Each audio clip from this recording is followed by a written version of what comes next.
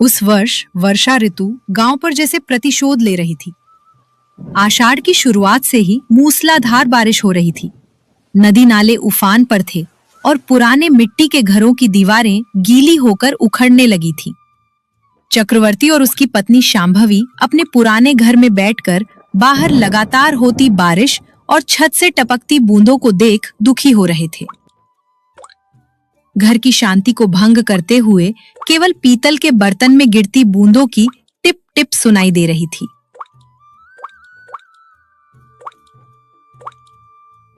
तब चक्रवर्ती की पत्नी शांभवी ने कही, हे जी, देखिए ना, ये बारिश तो थमने का नाम ही नहीं ले रही। पूरी छत भीग गई है, अब क्या करे? मैं देख रहा हूँ शांभवी, ये बारिश नहीं, हमारा भाग्य टपक रहा है। खेत में बोया सारा बीज पानी में बह गया।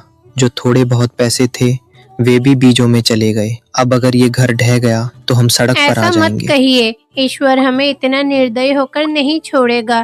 थोड़ा धैर्य रखिए, मैं उस कोने में एक और बर्तन रख देती हूँ, वरना फर्श पूरा गीला हो जाएगा। रख दो, जितने बर्तन रखने हैं रख दो। समझ नहीं आता कि ये घर है या पानी का घड़ा। बचे हुए कुछ अनाज के दाने भी सीलन की वजह से खराब हो रहे हैं। शांभवी पति को दिलासा देते हुए, आप इतना दुखी क्यों होते हैं? पड़ोसन लच्छावा के घर की आधी छत तो उड़ गई है, हमारा घर फिर भी बेहतर है। कम से कम सिर छिपाने के लिए छत तो है। वो छत भी पता नहीं कब तक। उस पश्चिमी दीवार को देखो, वो कभी भी गिर सकती है। इस बारिश में बाहर जाकर सहारा देने के लिए कुछ लकड़ियां भी नहीं ला पा रहा हूँ। ठीक उसी समय दरवाजे के सामने एक बैलगाड़ी के रुकने की आवाज आई। चक्रवर्ती और शांभवी ने आश्चर्य से एक दूसरे की ओर देखा। अरे इस मनहूस बारिश और कीचड़ में कौन आया है? अरे शायद कोई मुसीबत में हो, देखिए तो सही। दोनों ने दरवाजा खोला और बाहर देखा। गाड़ी से दो लोग पूरी तरह भीगे हुए और थर थर कांपते हुए नीचे उतरे। उन्हें देखते ही शांभवी का चेहरा खिल उठा, जबकि चक्रवर्ती का चेहरा उतर गया। भैया, भाभी, आप इस बारिश में इस समय? हाँ शांभवी, हम ही हैं। जब शहर से निकले थे तो तब बारिश की एक बूंद भी नहीं थी। इस बारिश के कारण गाड़ी वाले ने आगे जाने से मना कर दिया। इस गांव को पार किए बिना हम अपने गांव नहीं पहुंच सकते। अब हम क्या करें?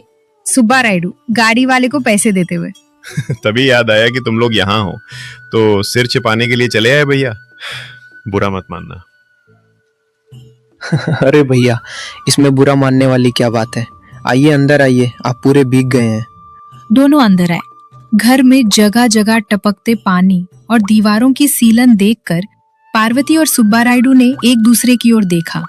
भाभी, घर थोड़ा पुराना है, इस बारिश में ऐसे टपक रहा है। आप उस कोने में बैठिए, मैं चूल्हा जलाकर पानी गर्म बैठाती हूँ। मेरी ये पुरानी साड़ी पहन लीजिए। अजी, आप अपनी एक धोती भैया को दीजिए। हाँ ठीक है, उस संदूक में है, देख लो। शांभवी, घर ऐसा क्यों है? शहर में तो ऊंची इमारतें भी इस बारिश को झेल लेती है, गांव के घर इतने कमजोर क्यों हैं? वाह, आई है तो चुपचाप बैठने के बजाय हमारे घर में कमियां निकाल रही है। पुराने घर हैं भैया, मिट्टी की दीवारें हैं, बारिश की मार से भीग जाती हैं। आपके शहर के पक्के घरों जैसे नहीं है। कोई बात नहीं पार्वती, खुश हो कि सिर छिपाने के लिए जगह मिल गई। धन्यवाद भैया, आज रात यहाँ रुकने दे, कल सुबह बारिश रुकते ही चले जाएंगे। अरे भैया, इसमें धन्यवाद की क्या जरूरत है? आप हमारे रिश्तेदार हैं। रुकिए, इस बारिश में गरम गरम कांजी बनाती हूँ, पीने से शरीर में गर्मी आएगी। पार्वती नाक सिकोड़ते हुए, कांजी? अरे मुझे तो शहर में गर्मा गर्म दूध पीने की आदत है। क्या यहाँ थोड़ा गुड़ वाला दूध नहीं मिल सकता? भाभी, इस बारिश में तो दूध दोहना संभव नहीं हो पाया। जो थोड़ा दूध था वो सुबह जमा दिया है। चक्रवर्ती पत्नी को साइड में ले जाके, देखा शांभवी, अपनी भाभी का नखरा। हम यहाँ टपकते घर में रह रहे हैं और उन्हें गर्म दूध चाहिए। जाने दीजिए, शहर की आदतें हैं ना, बेचारी परेशान हो रही है, क्या करे। अगली सुबह बारिश अभी भी जोरों पर थी। जब शांभवी किसी काम से आंगन में आई तो पड़ोसन लच्छवा ने दीवार के ऊपर से झांका। अरे सांभवी, रात को तुम्हारे घर में हलचल हो रही थी, कोई रिश्तेदार आया है क्या? मेरी भाभी और भैया आए हैं, शहर से अपने गांव जा रहे थे, बारिश में फंसकर यहाँ रुक गए। ओहो, इस कड़कती बारिश में टपकते घर में रिश्तेदार, तुम्हें तो अच्छा काम मिल गया। आप ऐसी बातें मत बोलिए, वो मुसीबत में आए हैं। मुसीबत में आए हैं या तुम्हें मुसीबत में डालने आए हैं, किसे पता। मेरे पति कह रहे थे कि वो सुब्बा राउडू इंसान ठीक नहीं है, शहर में व्यापार के नाम में पूरे गांव से कर्ज लेकर खा गया है, अब लेनदार पीछे पड़े हैं तो बचकर भाग रहा है। अरे क्या ये सच है? मैं झूठ क्यों बोलूंगी, उस पार्वती को देखो, गले भर गहने पहनकर घूमती है, वो सब लोगों को लूटकर जमा किया हुआ धन है। तुम जरा सावधान रहना, तुम्हारे घर में जो भी रुपया पैसा है उसे छिपा लो, समझी बेटी? मेरे भैया ऐसे नहीं है, विश्वास मत करो बेटी, ये वो समय है जब रिश्तेदार ही डाकू बन जाते हैं। मुझे जो कहना था मैंने कह दिया। ये कहकर वो अंदर चली गई। शांभवी के मन में डर बैठ गया। लच्छवा की बातें उसके दिमाग को कुरेद रही थीं। जब वो घर के अंदर आई तो सुब्बा रायडू वहाँ नहीं थे, केवल पार्वती एक कोने में बैठी थी। शांभवी घबराकर बोली, भाभी, भैया कहाँ है? वे पूरा घर देखने के लिए आंगन के पीछे गए हैं। ये सोचते हुए वो पीछे की ओर दौड़ी। वहां सुब्बा रायडू उनके पुराने अन्न भंडार की दीवारों को टटोलते हुए कुछ ढूंढते हुए दिखाई दिए। शांभवी डर के साथ बोली, भैया क्या कर रहे हैं? कुछ नहीं शांभवी, देख रहा हूँ कि ये पुरानी दीवारें कितनी मजबूत हैं, बारिश में भीगने के बाद भी मजबूती से खड़ी हैं। आखिर हमारे दादाजी का बनवाया घर है। ओहो अच्छा, अंदर आइए, बारिश तेज हो गई है।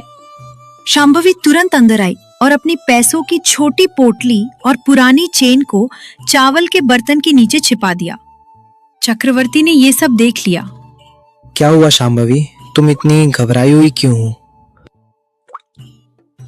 हे जी, शायद लच्छावा की बात सच है, भैया पीछे कोठार के पास कुछ ढूंढ रहे हैं। मेरा दिल धड़क रहा है, हमारे रिश्तेदार ही कहीं चोर न बन जाए। मैंने पहले ही कहा था, वे इस बारिश में सिर छिपाने नहीं, हमारा सिर खाने आए हैं। रुको, मैं अभी उससे निपटता हूँ। चक्रवर्ती गुस्से में सुब्बा रायडू के पास गया। बारिश अभी भी हो रही थी और घर में सन्नाटा था। ओ सुब्बा रायडू, तुम्हारे आने का असली कारण क्या है, अभी बताओ। हाँ, क्या हुआ भैया, तुम इतने गुस्से में क्यों हो? हाँ? नाटक मत करो, पूरे गांव में चर्चा है कि तुम शहर में कर्ज करके भागे हो। क्या उन कर्जों को चुकाने के लिए इस बारिश का फायदा उठाकर हमारे घर में चोरी करने आए हो? जल्दी बताओ। हे जी, ये क्या बातें कर रहे हैं? क्या हम चोर हैं? बताइए। तो और क्या भाभी, मेरे पति ने सुबह देखा है, भैया कोठार वाले कमरे में कुछ ढूंढ रहे थे। क्या आप हमारे घर कुछ चुराने आए हैं? शांभवी, तुम भी? ये कहने के लिए तुम्हारी जबान कैसे चली? जबान नहीं, सच बाहर आ रहा है। जब से आए हो घर को चोर की नजर से देख रहे हो। तुम्हारी पत्नी को गर्म दूध चाहिए, क्या हमें कमजोर समझ रखा है? इसी वक्त इसी बारिश में हमारे घर से बाहर निकल जाओ।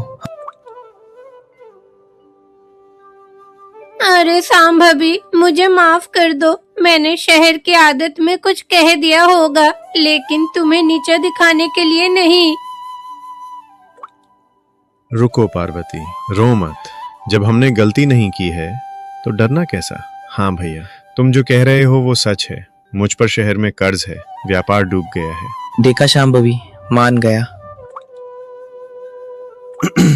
पूरी बात सुनो, मैं कर्ज में हूं, ये सच है, और मैंने कोठार में कुछ ढूंढा, ये भी सच है। क्या ढूंढ रहे थे भैया? चोरी करने के लिए नहीं शांभवी, ये हमारे पूर्वजों का घर है। मेरे पिताजी ने मरने से पहले मुझसे एक बात कही थी, बेटा, अगर कभी परिवार पर कोई बड़ी मुसीबत आए तो हमारे पुराने घर के कोठार में पश्चिमी दीवार के आला के नीचे तीसरी ईंट निकाल कर देखना, हमारे दादाजी ने हमारे लिए कुछ छिपाया है। चक्रवर्ती और शांभवी हैरान रह गए। व्यापार डूबने के बाद मुझे ये बात याद आई। तुमसे मांगने में मुझे शर्म आ रही थी। ये बारिश ईश्वर बनकर आई और मुझे यहाँ रुकने पर मजबूर कर दिया। इसलिए जब कोई नहीं था तो मैं देख रहा था कि वो ईंट कहाँ है। मेरा इरादा चोरी का नहीं, अपने अधिकार, अपने दादाजी की संपत्ति को ढूंढना था। क्या ये सच है? विश्वास नहीं है तो अभी चलिए, मैं आपके सामने ही देखता हूँ। अगर वहां कुछ नहीं मिला तो जैसा तुमने कहा, मैं चोर हूँ। इसी बारिश में अपनी पत्नी के साथ चला जाऊंगा। चारों कोठार में गए। बारिश का पानी वहां भी टपक रहा था। सुब्बा रायडू सीधे पश्चिमी दीवार के पास गए। वहां पुराने आले के नीचे की ईंटें गिनी। 1, 2, 3। भैया, यही वो ईंट है। चक्रवर्ती ने एक कुदाल ली और ईंट को हटाने की कोशिश की। वो आसानी से निकल आई। उसके पीछे खाली जगह में एक पुराने तांबे के लोटे पर ढक्कन लगा था। सबकी धड़कनें तेज हो गईं। सुब्बा रायडू ने कांपते हाथों से वो लोटा निकाला। वो भारी था। ढक्कन खोलने पर उसमें पुराने समय के सोने के सिक्के और एक मोतियों का हार निकला। देखा भैया, मैं चोर नहीं हूँ। ये मेरे दादाजी की मेरे लिए छोड़ी गई संपत्ति है। चक्रवर्ती और शांभवी ने शर्म और पश्चाताप से सिर झुका लिया। बाहर पड़ोसन लच्छव्वा ये सब खिड़की से देख रही थी। मुझे माफ कर दो भैया। तुम जो मेरे सगे भाई जैसे हो, मैंने पड़ोसियों की बात सुनकर तुम पर शक किया। इस बारिश में आए रिश्तेदार को भगवान की तरह देखना चाहिए था। हाँ भाभी, मुझे भी माफ कर दो। हमारी बुद्धि भ्रष्ट हो गई थी। आप हमारी मदद करने आई और हमने ही आपको बुरा भला कहा। अरे नहीं भैया, आपकी गलती नहीं है, परिस्थितियां ही ऐसी थी। और वैसे भी ये संपत्ति इस घर में मिली है, इसमें आपका भी हक है। नहीं भैया, ऐसा मत कहो। ये तुम्हारे पूर्वजों की कमाई है। तुम्हारी मुश्किलें दूर करने के लिए ही ईश्वर ने तुम्हें इस बारिश के रूप में यहाँ भेजा है। हमें ये पैसा नहीं चाहिए, बस तुम्हारा साथ काफी है। देखा शांभवी, इस बारिश ने क्या किया। इसने हमारी दुख भी दूर किए और तुम्हारे मन का संदेह भी। उस दिन से चक्रवर्ती का मन बदल गया।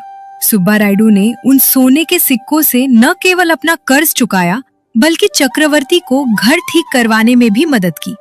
दोनों भाइयों की